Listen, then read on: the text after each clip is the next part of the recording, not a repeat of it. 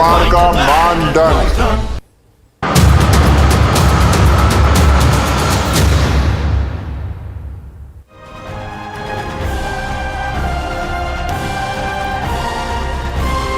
पूरे सीमांचल में जो है ऐसे लोगों को चिन्हित करे सरकार और चिन्हित कर करके निकाले और उस पर सख्त से सख्त कार्रवाई करे। बिहार के विकास में बाधक कौन है? गरीबी बाधक है, बढ़ती जनसंख्या बाधक है, या फिर बांग्लादेशी घुसपैठी बाधक है उन इलाकों में जिसे आप सीमांचल कहते हैं और कोई कहता है चिकन नेक और इसे काट देने की बात करता है। इसी चर्चा पर, इसी मुद्दे पर आज हम बात करने के लिए उपस्थित हुए हैं। बहस बिहार की आप देख रहे हैं। मेरा नाम है विवेक और हमारे साथ तमाम मेहमान जो जुड़े हैं उनका परिचय हम आपको करवाना चाहेंगे। हमारे साथ आजिम बारी प्रवक्ता कांग्रेस से जुड़े हुए हैं। बहुत बहुत स्वागत है आपका साहब। और तो कई लोग हमारे साथ जुड़ेंगे, एक एक कर हम बताएंगे आपको नाम। एजाज अहमद साहब जुड़ेंगे, प्रवक्ता आरजेडी से, अखिलेश सिंह प्रवक्ता बीजेपी से, अभिषेक झा प्रवक्ता जेडीयू से और जीवन कुमार प्रदेश संयोजक हिंदू जागरण मंच से। तो सभी लोग जुड़ेंगे और एक पूरा खाका हमारे पास तैयार है पूरे बिहार की स्थिति को स्पष्ट करता हुआ आंकड़ा हमारे हाथ में, तकरीबन 10 पन्ने हमारे हाथ में है, जिसमें 1961, 71, 81, 91 ये 4 डेटा हमारे हाथ में है। बढ़ती हुई आबादी मुस्लिमों की यह साफ तौर पर दर्शा रही है और खासकर घटती हुई जनसंख्या हिंदुओं की उन इलाकों की जिसके बारे में आज हम बहस करने बैठे हैं। यह भीड़ आपको दिखाई दे रही होगी स्क्रीन पर, लेकिन इस भीड़, खासकर ये उन इलाकों की भीड़ हम दिखा रहे हैं जहां पर आबादी बेतरतीब बढ़ी है और हम ये कह रहे हैं कि बांग्लादेशी जो घुसपैठी हैं उनका प्रभाव क्षेत्र अब बढ़ता जा रहा है, उनकी दखल बढ़ गई है, उनके हाथ में कागजात हैं। सरकार अभी नियम कानून और राजनीति में फंसी है। सवाल इस बात को लेकर है कि दिल्ली से आवाज उठती है कि आखिर इस पर कोई कानून क्यों ना हो, इस पर कोई संशोधन क्यों ना हो, इस पर कोई एक लकीर क्यों ना खींची जाए, इस पर नियम कायदों को क्यों ना कठोर किया जाए। लेकिन बात अभी हवा में है, जमीन पर लैंड करने में टाइम लगेगा। तो बिहार के विकास में बाधक बांग्लादेशी घुसपैठिए। बिहार में बांग्लादेशी घुसपैठियों ने अपनी पैठ जमा ली, उनके पास अब कागज दस्तावेज सभी हैं, थोड़ा थोड़ा खिसकते हैं और नेपाल से बिहार पहुंच जाते हैं। सड़क के दोनों ही किनारों पर उनका बसेरा होता है, लेकिन यह बसेरा बड़ा होता चला जाता है। उन्होंने जमीन खरीद रखी है और पता नहीं ये आंकड़े सरकार के पास हैं या नहीं है। कुछ व्यक्तियों के पास इससे संबंधित आंकड़े थे, तो उन आंकड़ों को हम अपने साथ ले आए हैं ताकि बात करने में आसानी हो। मुश्किल उनके लिए होगी जिनके पास जवाब नहीं होगा। तो एक बार फिर से सभी का स्वागत करना चाहेंगे। हमारे साथ सभी मेहमान जुड़ चुके हैं, जरा एक बार फिर बात करते हैं। और सबसे पहले अभिषेक झा जो प्रवक्ता है जेडीयू से, और जानना चाहेंगे क्योंकि सरकार उनकी है, आपके पास कोई डेटा है अभिषेक जिससे पता चल पाए कि जो सीमांचल का इलाका है वहां पर बांग्लादेशी घुसपैठ कर रहे हैं, या फिर जो मुस्लिम और हिंदुओं की जो तादाद है किस तरह से बढ़ी है, घटी है? क्या कोई डेटा है आपके पास? विवेक जी, हम लोग आज इस मुद्दे पर चर्चा करने बैठे हैं। पहले तो मैं अपनी बात आपके सामने रख दूं, फिर हम लोग डेटा पे चर्चा करेंगे। देखिए, बिहार की जो सीमा है वो चाहे आप देखें कि बांग्लादेश के नजदीक हो अन्य राज्यों से होते हुए, या फिर नेपाल से लगी हुई सीमा हो, लगभग 900 किलोमीटर की बाउंड्री है जहां तक मेरी समझ है। और नेपाल से तो हमारा बेटी रोटी का भी संबंध रहा है, लोगों की मैत्री संबंध भी वहां होती रही है, शादी ब्याह भी होते रहते हैं, लोग आते जाते रहते हैं, इतनी लंबी बाउंड्री है। अब यह जो पूरा मामला होता है अंतरराष्ट्रीय है, केंद्र सरकार के गृह विभाग के अंदर आता है। ये सीमा सुरक्षा बल एसएसबी पूरे सीमा की सुरक्षा करती है, देखती है कि कहीं से भी घुसपैठ ना हो, स्मगलिंग ना हो, लोग किसी भी तरह की गलत चीजों में इन्वॉल्व नहीं हो। तो आमतौर पर देखा जाता है कि कुछ लोग इधर से उधर या उधर से इधर आ जाते हैं। इतनी लंबी बाउंड्री है कि उसको माइन्यूटली देख पाना भी कई बार असहज होता होगा एसएसबी के लिए। हम इस बात को समझ सकते हैं जब प्रैक्टिकल रिस्पेक्ट में उस चीज को देखें तो। उसके बावजूद कुछ लोग घुसपैठ प्रैक्टिकल इशू वाली बात हमारे सामने प्राथमिकता होती है। किशनगंज या फिर टेढ़ागाछी या फिर दिघल बैंक या फिर कोचाधामन, तो कई ऐसे इलाके हैं जिसका डेटा हमारे पास है 61 से लेकर 91 तक। यहां आबादी मुस्लिमों की बढ़ती है, लेकिन इन इलाकों में हिंदू घटते चले जाते हैं। कहा जा रहा है कि जैसे जैसे आबादी बढ़ रही है, जो यहां पर कामगार जो थे, मजदूर थे, उनका पलायन हो चुका है, अपने घर संसार को छोड़कर कहीं जा चुके हैं, कहां गए नहीं पता। तो क्या यही सरकार से हम जानना चाह रहे हैं कि आपको भी क्या बिहार के विकास में यह बाधक लगता है जो आज हम चर्चा करने आए यहां बैठे हैं कि बांग्लादेशी जो घुसपैठ हो रहा है, होता आ रहा है और भी हो ही रहा है, इसके बारे में क्या कहेंगे? देखिए विवेक जी, स्पष्ट इसका जवाब है कि घुसपैठ जहां कहीं भी होती है, जिस भी इलाके का आपने नाम लिया या इसके अलावा भी जो सीमावर्ती इलाके हैं, अगर किसी दूसरे देश से कोई हमारे देश में आकर यहां पर स्थापित हो जाता है तो निश्चित रूप से हमारे पास लिमिटेड संसाधन है, लिमिटेड रिसोर्सेज है, उन पर हमारे नागरिकों का, इस देश के नागरिकों का अधिकार है, वो सुविधाएं उनको मिलनी चाहिए। बाहर से कोई चला आता है और सुविधाएं अगर उनको भी मिल जाती हैं किसी कारणवश, किसी कंफ्यूजन की वजह से, या वही तो पूछ रहे हैं कैसे मिल जाती है, उनके पास पेपर्स कहां से आ जाते हैं? हमारे प्रदेश के लोगों का हकमारी है, हकमारी। देखिए अब क्या है ना कि अगर किसी ने भी, देखिए प्रशासन वहां चाक चौबंद रहता है, बहुत बड़ा ऐसे मामलों का पटाक्षेप भी हुआ है, ऐसे लोगों को आइडेंटिफाई भी किया गया है, लेकिन उसके बावजूद ये उत्तर कुछ सही नहीं लग रहा है हमारे साथ। यहाँ के हिसाब से बना देता है। हमारे साथ आरजेडी से एजाज अहमद साहब हैं, दुर्भाग्यपूर्ण बात देते हैं, मौका देते हैं। एजाज अहमद साहब, देखिए अभी आपने पूछा कि डेटा है कि नहीं। अभी भारत सरकार की ओर से गृह राज्य मंत्री नित्यानंद राय जी ने राज्यसभा में जवाब दिया है कि भारत में 1,10,000 बांग्लादेशी वीज़ा लेकर के आए, लेकिन वीज़ा का म्याद खत्म होने के बाद वो भारत में ही रह गए। अब कहाँ पर हैं, वो किस तरह से हैं, उसको खोजना भारत सरकार का काम है। दूसरी बात यह है कि भारत सरकार ने पिछले 3 वर्षों में 2018 से 2021 तक 577 बांग्लादेशियों को पहचाना और उनको पहचानने के बाद बांग्लादेश आप जिस डेटा को पढ़ रहे हैं, हम बिहार के संदर्भ में बात कर रहे हैं, आपको इन इलाकों में, जिस सीमांचल के इलाकों की हम बात कर रहे हैं, देखिए ये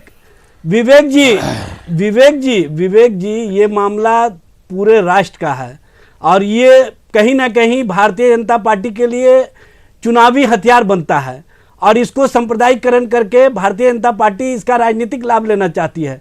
आपने देखा होगा पश्चिम बंगाल और असम के चुनाव में इन्होंने घुसपैठिए को मुद्दा बनाने का काम नहीं किया, क्योंकि इनको वहां पर मतुआ वोट और जो और लोग आए हुए हैं उनके वोट का मतलब था। ठीक है, ये सवाल छोड़ देते हैं। उत्तर प्रदेश के चुनाव का मामला आया, आपके बगल में इन्होंने उसको सांप्रदायिकरण देना शुरू किया। चलिए अखिलेश जी से पूछिए, 1 मिनट रुकिए। अखिलेश जी जी देखिए, एक तो मैं कुछ आंकड़ा, मैं छोटा सा आंकड़ा देना चाहता हूं, बाकी आंकड़े आपके पास है। 2014 में, सिर्फ 2014 में 4179 मामले हुए थे घुसपैठ के, और जब से हमारी 14 के बाद सरकार बनी है तो 2016 से 2020 तक मात्र 2548 मामले हैं और 479 मामले मात्र 2020 के हैं, जिसमें 955 लोग ये गिरफ्तार हुए। मैं एक बात आपको बताना चाहता हूं, घुसपैठ के मामले में भारतीय जनता पार्टी और हमारे जो अन्य संगठन हैं बिल्कुल क्लियर हैं और हम घुसपैठ का विरोध करते रहे हैं। लेकिन इस देश के अंदर एक नई राजनीतिक परंपरा जो प्रारंभ हुई और वो वोट बैंक की राजनीति की, जिस वोट बैंक की राजनीति के तहत घुसपैठिए को भी, जो सीमा पार के हैं, इस देश के अंदर आते हैं, इस मिट्टी से कोई लगाव नहीं है, वो लोग जो है सो यहां पर आकर के कई क्रिमिनल की एक्टिविटी में वो शामिल होते हैं। एनआरसी के पक्ष में, एनआरसी की आवाज तो उठी रही थी, मना किसने किया बिहार में? बिल्कुल, मैं आपको मैं आ रहा हूं विवेक जी, थोड़ा टाइम दीजिए। नहीं, टाइम और नहीं दे सकता। इसीलिए हमारी सरकार ने जब कहा कि हम एनआरसी लागू करेंगे, निकल चुके हैं, लेकिन आप अखिलेश जी क्लियर कीजिए, पहले लागू, आप क्लियर कीजिए कि आपके रास्ते में रोड़ा कौन है, आप क्लियर कीजिए। मैं वही कह रहा हूं। आप सुनिए तो, मेरी बात पूरी सुनिए तो। सीए हमने लागू किया और सीए लागू किया, इसमें कहीं कोई कंफ्यूजन नहीं था, लेकिन इसी देश के लोग उन बांग्लादेशियों के मोहब्बत में, जिसको अपना वो वोट बैंक मानते हैं, एनआरसी की बात उठा दी। एनआरसी इस देश के लिए आवश्यक है, क्योंकि इस देश के अंदर कोई घुसपैठिया है, वोट के लालच में उन लोगों को यहां पर नागरिकता, लालच किसे था? उनके पास लालच है, उनके पास आधार कार्ड है, तो पहचान होनी चाहिए, कान पकड़ के बाहर निकाला जाना चाहिए। अभिषेक कान पकड़ के बाहर क्यों निकाला? अगर बीजेपी चाहती थी तो निकाले गए हैं, निकाले जाएंगे। ठीक है, अभिषेक जवाब दीजिए। मैं आपका मैं सवाल सुन नहीं पाया विवेक जी, सवाल दोहराएंगे? नहीं, जवाब दीजिए। अखिलेश जी का तो सुन पा रहे होंगे ना, अखिलेश जी सवाल खड़े कर रहे हैं, वो तो चाह रहे थे कान पकड़कर बाहर निकालना, इस दबाव को कम करना। नहीं, वाजिब बातें अखिलेश जी ने एकदम वाजिब बातें कही हैं। मैंने भी इस बात को दोहराया था कि यहां के संसाधनों पर यहां के नागरिकों का ही अधिकार है और सरकार का यह दायित्व है कि अगर बाहर से कोई आता है तो उनकी खोज होनी चाहिए और उन लोगों पर निश्चित नहीं, ये दो तरह की बातें हो रही हैं। इस तरह से कोई बीजेपी जो कह रही है देश के अंदर चला, ठीक है, बीजेपी ने स्पष्ट तौर पर कहा, उस बात से बिल्कुल ये ट्रैक अलग है। नीतीश कुमार ने चुनाव के वक्त जो कहा उस ट्रैक पर आप रहिए। नीतीश कुमार की मंशा क्या इस पक्ष में है? एनआरसी की बात अगर सरकार करती है, आप पीछे क्यों आ जाते हैं? विवेक जी, देखिए, सीए एनआरसी का एक विस्तृत मुद्दा है जिस पर हम लोगों ने कई बार बहस की है और हमारे नेता ने उस पर अपना मंतव्य स्पष्ट कर दिया है। यहां जो हम स्पेसिफिक घुसपैठ और सीमावर्ती इलाकों में घुसपैठियों की जो चर्चा कर रहे हैं, जो यहां आकर बिहार के लोगों का या हमारे देश के लोगों का किसी भी राज्य में संसाधन इस्तेमाल कर रहे हैं, बर्बाद कर रहे हैं या कुछ भी कर रहे हैं, क्रिमिनल एक्टिविटीज में शामिल है या किसी भी तरह की चीजों में शामिल है, उस मुद्दे के परिप्रेक्ष्य में मैंने आपको अपनी बात स्पष्टता के साथ कही कि हम लोग भी नहीं हैं। अब हम केंद्र सरकार से भी हमेशा हम लोगों ने आग्रह भी किया है कि हमारे जो सीमावर्ती इलाके हैं, क्या अभिषेक आपको यह बात समझ में नहीं आती हो जाए? क्या आपको यह बात समझ में नहीं आती? एक छोटा सा जिला हम लेते हैं, किशनगंज। आप देखिए कि 61, 71, 81 और 91 होते, आप यहां पर मुस्लिम समुदाय की संख्या बढ़ रही है और हिंदू वहां से पलायन कर रहे हैं। ये डेटा हम आपके सामने छोड़ रहे हैं। 52.40% थे और ये 43.13%, 91 का डेटा है। इसके बाद संख्या और भी घट गई। क्या इस बारे में आपको पता है, सरकार को पता है? देखिए, जनसंख्या सेंसस हर 10 वर्षों पर होता है और भी जाति जनगणना की मांग भी हम लोगों ने की है। अगर समुदाय के हिसाब से आप जनगणना का आंकड़ा हमारे सामने रख रहे हैं तो निश्चित रूप से एक विशेष समुदाय का आंकड़ा बढ़ रहा है, एक विशेष समुदाय का आंकड़ा घट रहा है। जहां तक घुसपैठियों का सवाल है तो हमने हमेशा इस बात को कहा तो ये बढ़ कैसे रहा है? यही तो सवाल है, बढ़ कैसे रहा है? देखते हैं घुसपैठी है। देखिए, अच्छा, उनके पेपर्स कौन बना रहा है? हमने अपनी बात को, आपने अपने गेट को इतना मजबूत क्यों नहीं किया कि कोई भी आता है और यही तो कार्रवाई का विषय है। अगर जांच का विषय या कार्रवाई आ रहा है। अच्छा विवेक जी, एक बात बताइए, बंगाल जा रहा है, एक मिनट, नेपाल जा रहा है और नेपाल के बाद बिहार में प्रवेश कर रहा है, तो सवाल तो बनेगा सर। विवेक जी, मैंने आपको क्या कहा कि बिहार की सीमा जिन अंतरराष्ट्रीय जो हमारी बाउंड्रीज है देशों के साथ लगती है, वहां पर एसएसबी मुस्तैदी से काम करे या केंद्र सरकार के गृह विभाग के अंदर आता है। लगातार बिहार की तरफ से यह बात कही भी जा रही है कि सीमावर्ती सभी इलाकों पर सीमा को और मुस्तैदी से सील करने की जरूरत है। वो तो राज्य सरकार के अंदर आता नहीं है कि मैं आपको स्पष्ट तरीके से बता दूं।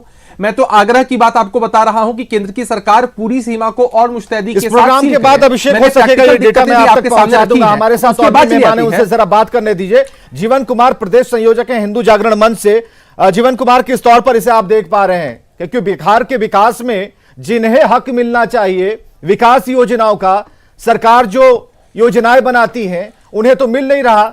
संख्या कम हो रही है तो हमें लग रहा है कि घर चले गए होंगे कहीं दूसरी जगह, वो है ही नहीं, वहां पर मौजूद नहीं है। अब इसमें जो फायदा उठा रहा वो व्यक्ति है कौन? वो भारतीय है, बांग्लादेशी है, घुसपैठिया है, बिहारी है, वो है कौन?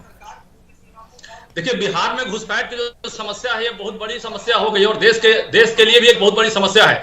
ये हमारी अखंडता के लिए भी खतरा है। जो बाहर से विदेशी आ रहे हैं हमारे यहाँ, तो सबसे पहला सवाल है कि जब विदेशी यहाँ पर हमारे यहाँ आ रहे हैं तो उनकी सुरक्षा को, उनके खाने पीने का व्यवस्था कौन करेगा और उनकी सारी व्यवस्थाओं को कौन देखेगा? यहाँ पर वो आते हैं और यहाँ पर लोकल यहाँ प्रशासनिक व्यवस्था के माध्यम से घुसपैठ करते हैं और इनको जो वहां पर जो स्थानीय लोग किशनगंज और किशनगंज के आसपास के लोग व्यवस्था दे रहे हैं, उसके बाद जो स्थिति उत्पन्न होती है तो हमारे कहीं ना कहीं हमारी व्यवस्थाओं पे सेंध मारने की स्थिति उत्पन्न हो रही है। सबसे बड़ी दिक्कत यह है कि यहाँ पर वो आ रहे हैं और जिस चीजों का हम पर जिन चीजों का अधिकार हमारे लोगों को है, जैसे मान लीजिए कि हमको राशन की व्यवस्था होती है, यहाँ पे स्कूल में पढ़ने की व्यवस्था होती है, सारी व्यवस्थाएं जो सरकार हमारे लिए करती है, तो उन सारी व्यवस्थाओं पर कहीं ना कहीं उनका भी धीरे धीरे है। तो और हमारे लोग कह रहे हैं कि सरकार हमारी व्यवस्था को नहीं कर रही है, तो ये कहीं ना कहीं हमारे लिए समस्या है। इस समस्या को देखना होगा। जनसंख्या जो है बिहार में जो बढ़ रही है, तो बिहार में जनसंख्या उन लोगों का कैसे बढ़ रहा है ये बहुत बड़ा विषय है और सरकार को आज इस बात पर अपना फोकस करना होगा कि घुसपैठिए हमारे यहाँ कितने आए हैं, कितने, मतलब इसका सर्वे करना होगा पूरी तरह से। बिल्कुल, बढ़ती हुई जनसंख्या कई लोगों के लिए मर्दाना ताकत के तौर पर सामने आती है। बयानों से हमने सुना है कई पार्टियां ऐसी हैं जो ये दिखाती हैं कि मर्दाना ताकत का एक परिचायक है कि अगर हमारे यहाँ 10 या 20 बच्चे हैं, लेकिन ये हो नहीं सकता बिना घुसपैठ के कि आंकड़े इतने जल्दी और इतने तेजी से भयावह होते चले जाएं और सरकार का इस पर ध्यान नहीं है। हम जरा कांग्रेस के पास चलते हैं। आजिम बारी जी, बहुत देर से आप सुन रहे हैं इन विषयों को, इस पर चर्चा होते हुए। हमारे पास एक मोटी किताब हो गई है, इस किताब को इस कार्यक्रम में पढ़ पाना उतना समय हमारे पास नहीं है, लेकिन हम चाहेंगे कि आप तक अगर जो डेटा है उसे आप जरूर रखें। और आपको क्या ऐसा लगता है कि बांग्लादेशी घुसपैठ कहीं ना कहीं बिहार के उन लोगों के लिए एक अभिशाप बन गया है, जहर बन चुका है, जिन्हें जो मिलना चाहिए वो मिल नहीं रहा, और जो लोग परमानेंट जहां के थे, स्थानीय थे, उन्हें पलायन करना पड़ा? विवेक जी, घुसपैठियों की समस्या आज नहीं बहुत दिनों से है, और यह समस्या अगर है तो इससे बिहार का जिस राज्य में भी अगर घुसपैठी आते हैं तो वहाँ की व्यवस्था पर असर पड़ता है, उस देश में आते हैं तो वहाँ पर असर पड़ता है। लेकिन ये दो बातें मैं कहना चाहता हूँ विवेक जी। एक, इस इशू को उठा के राजनीतिक फायदा, जब चुनाव होता है तो समझ में आता है कि हम लोगों को कौन घुसपैठी हो रहा है, कौन घुसपैठी नहीं हो रहा है, और जैसे ही चुनाव समाप्त हो जाता है कोई घुसपैठी नजर नहीं आता है। हम ये बोल रहे हैं कि अभी जिस तरह से लोग बोल रहे थे, आप पूछ रहे थे और जवाब दे रहे थे, बीजेपी वाले और आरजेडी वाले वो आपस में कंट्राडिक्टिव बयान दे रहे थे। हम पूछते हैं कि आज 7 सालों से भारत सरकार किसकी है, मैं ये जानना चाहता हूं, और 15 साल से बिहार में किसकी सरकार है? ये चूड़ी पहन के बैठे थे। नहीं, और नहीं, मैंने बताया है। अगर हम मैं खामोशी तो सुन रहा था, मैं खामोशी तो सुन रहा था, नहीं चलेगा, नहीं सुनेंगे आपकी बात, नहीं सुनेंगे आपकी बात, नहीं सुनेंगे आपकी बात, नहीं सुनेंगे बात, नहीं सुनेंगे आपकी बात। चैनल में दिखाइए कि तेरी तरफ लग कैसा है। काम हुई है। आप जब बोल रहे थे तो मैं सुन रहा था। काम हुई है। आप जब बोल रहे थे तो हम आपको समझ में आ रहा था कि नहीं हुई है, नहीं हुई है, आपने बनाया है। कांग्रेस की अगर है,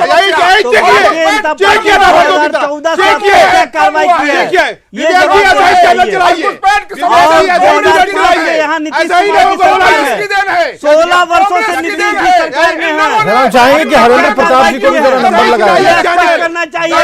हरेंद्र प्रताप जी को भी जरा नंबर लगाया जाए, जरा इस डेटा के बारे में और भी जानकारियां लेंगे। लेकिन आजिम बारी जी अपनी बात आप पूरी कीजिए। आजिम बारी जी अपनी बात पूरी कीजिए। भारतीय जनता पार्टी हमेशा मिल करके करती रही है।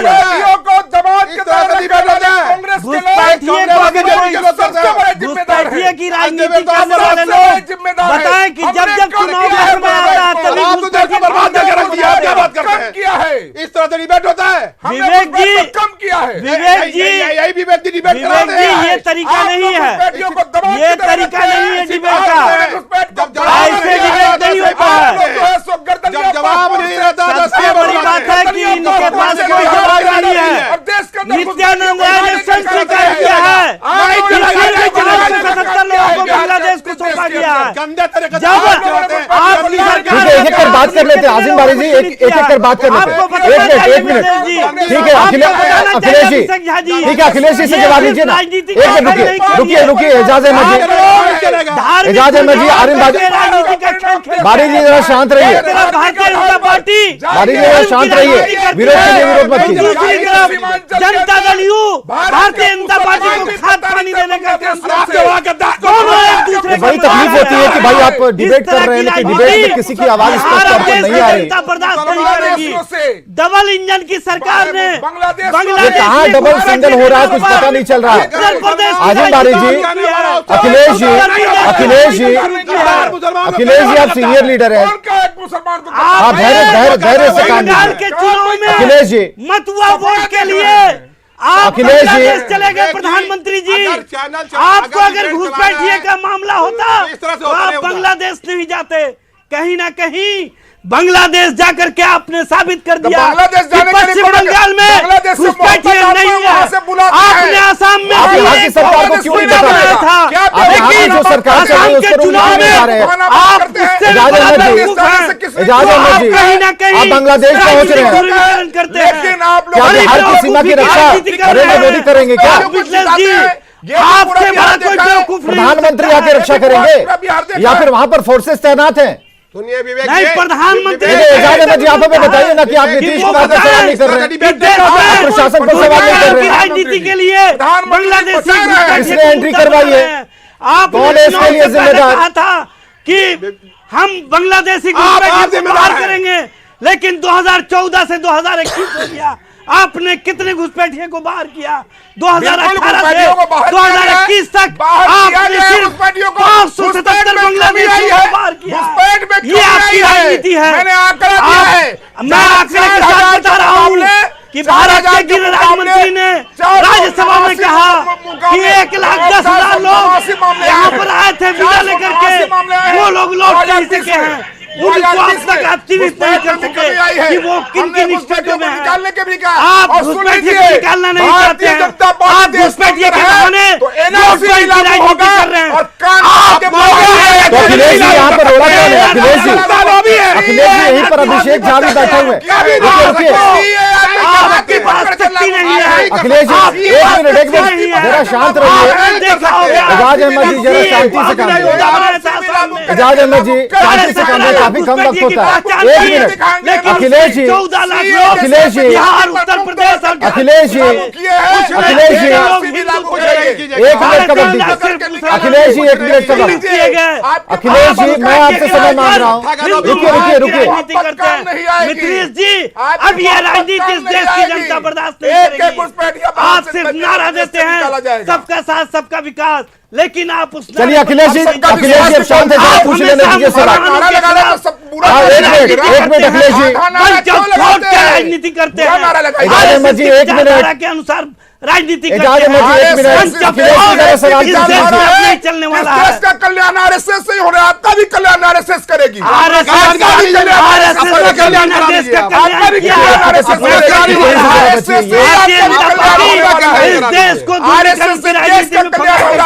कहीं ना कहीं उत्तर प्रदेश में राजनीतिक लाभ कहाँ एजाज अहमद जी आप उत्तर प्रदेश चल रहे हैं? हम बिहार की सीमाओं की सुरक्षा मांग रहे हैं। आपकी हम बिहार की बात कर रहे हैं, बिहार में घुसपैठ की बात कर रहे हैं, आप चले जा रहे हैं उत्तर प्रदेश। ये मिथिलेश जी जैसे लोग घुसपैठ के नाम पर ध्रुवीकरण की राजनीति करते हैं। अरे ये कहाँ रुकिए रुकिए जाना चाहिए। अरे हम तो बोल रहे हैं कि आपने कि एनआरसी के समर्थन में है कि नहीं? नहीं, क्यों एनआरसी के समर्थन में नहीं है? आप एनआरसी के आपने एनआरसी के नाम पर राजनीति की है, क्यों आपने सीए के नाम पर राजनीति की है। आप अब तक सीए का अभी तक लागू नहीं किया है। सिर्फ देश के 10 जिलों में ही क्यों आपने सीए को लागू किया है? 10 जिलों में ही क्यों सीए लागू किया है? देखिए जब तक आप लोग सवाल नहीं आएगा, माहौल में डिबेट में हो जाता है।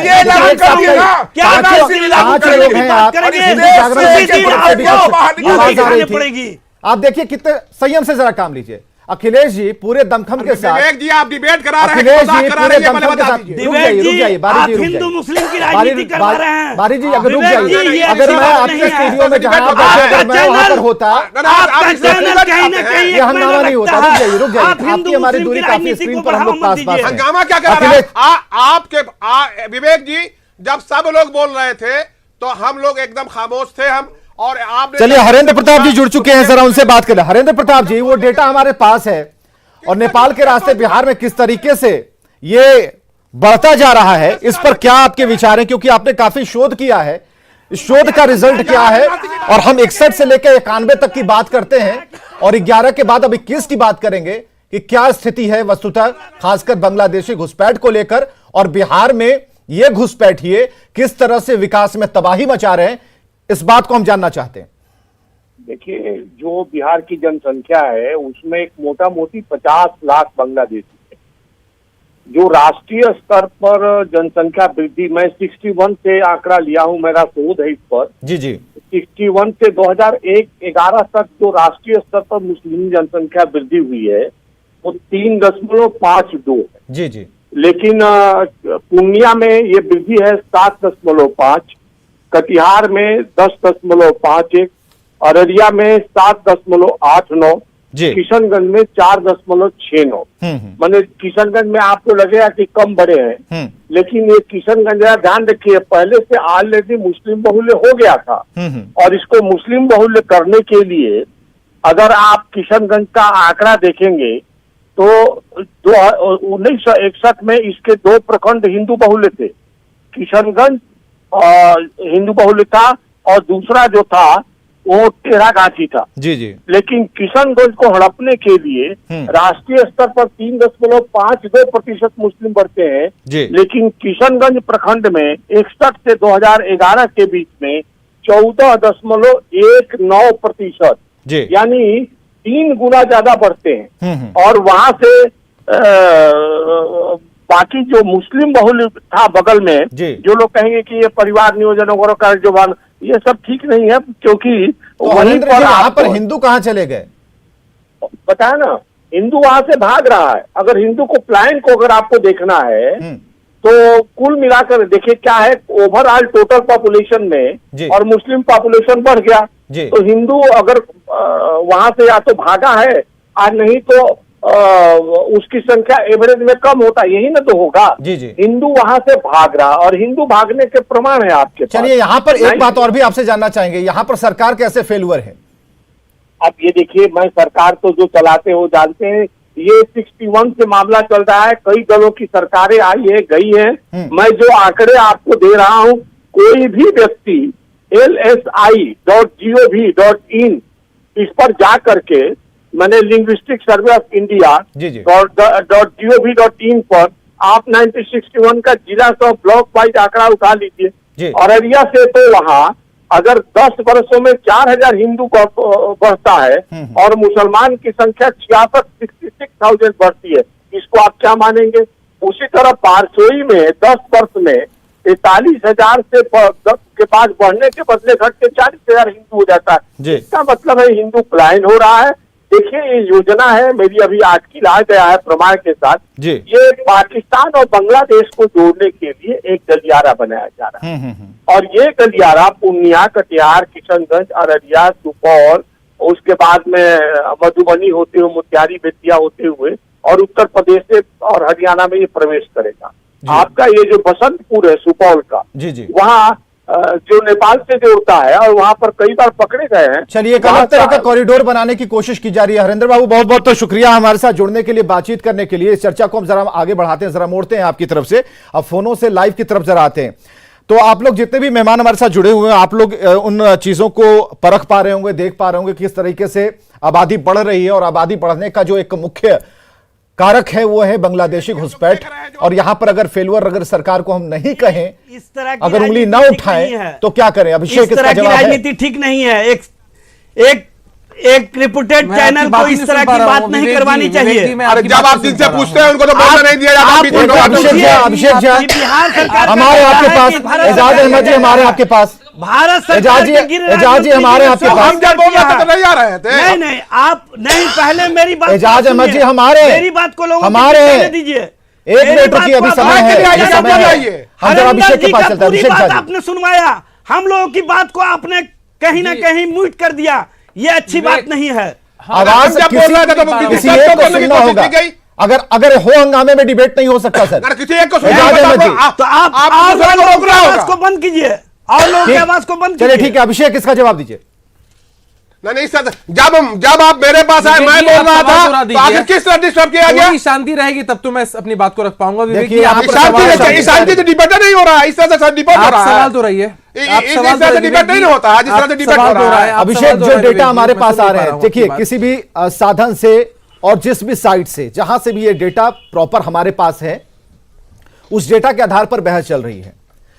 आबादी बढ़ रही है, डाटा नहीं है, लेकिन ये कहीं ना कहीं फेक डाटा है, फेक डाटा है। अगर बिहार सरकार का डेटा है तो आप बताइए, भारत सरकार का डेटा है तो बताइए, सरकारी आंकड़ा चाहिए। इसके लिए हमें 1 घंटा से ज्यादा, एजाज अहमद जी थोड़ा, एजाज अहमद जी, समय की काफी कमी है। अब 2005 से है बिहार में नीतीश जी की सरकार, अब तक इन लोगों ने क्या कार्रवाई की है, स्पष्ट करें। अभिषेक जी बताएं। मैं कैसे सुन पाऊंगा आपकी आवाज विवेक जी? आपने मुझसे पूछा था उसमें, तो भाजपा के लोग उसमें क्यों नहीं बोली निकल रही थी? मैं तो सुन ही नहीं पा रहा हूँ आपकी आवाज। हाँ बताइए विवेक जी, बात तय कर दीजिए कि जिससे पूछा जाए वही जवाब दे। अब वही करना पड़ेगा, आगे से इसको प्रैक्टिस में लाएंगे। हाँ अभिषेक जी, उसको प्रैक्टिस में लाइए। और आपने जो सवाल पूछा, मैं आधा ही सुन पाया उस बात को कि आपने अभी चर्चा की थी कि कृपया आप सवाल दोहरा दें। हाँ, सवाल यही है कि अभी तक के जो आंकड़े हैं और उन घुसपैठियों को घुसपैठिए आ रहे हैं कि नहीं आ रहे हैं, अपनी दबिश बना रहे हैं कि नहीं दबिश बना रहे हैं, ये डेटा प्रूव कर रहे हैं। सरकार फेलुअर है यहां पर, इस बात को क्या आप मानेंगे इस वक्त? देखिए विवेक जी, मैंने पहले ही कहा, सबसे पहले तो ये बात एकदम स्पष्ट है कि पहले से लेकर अब तक घुसपैठ के मामलों में कमी आई है, वो सरकारी तंत्र की वजह से ही है। दूसरा, अंतर्राष्ट्रीय मामला है, एसएसबी भी उसको देखता है, हमारे स्थानीय प्रशासन के लोग भी देखते हैं। और एक इंपॉर्टेंट बात समझने की जरूरत है विवेक जी, हम जहां हैं उससे ज्यादा इंपॉर्टेंट है कि हम किस दिशा में जा रहे हैं। हम जहां थे पहले, उसकी अपेक्षा हमने घुसपैठ को पहले से कम किया है, मामले हमारे सामने कम आ रहे हैं, आंकड़े हमारे सामने कम आ रहे हैं, केस भी कम दर्ज हो रहे हैं।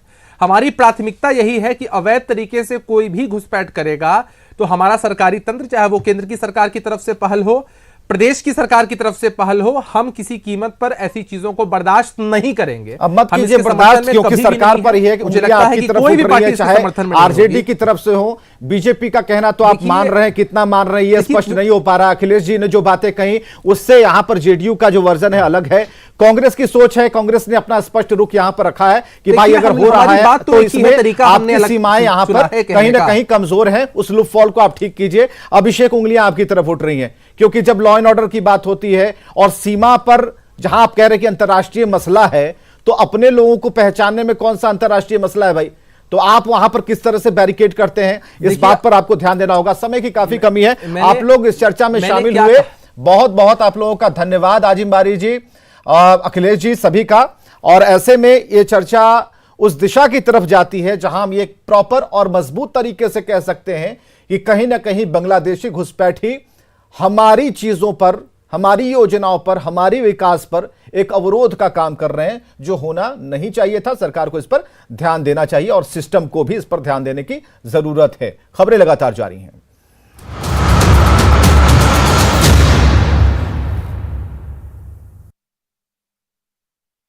एक एक कर 5 नकाबपोश डकैत पहुंच गए।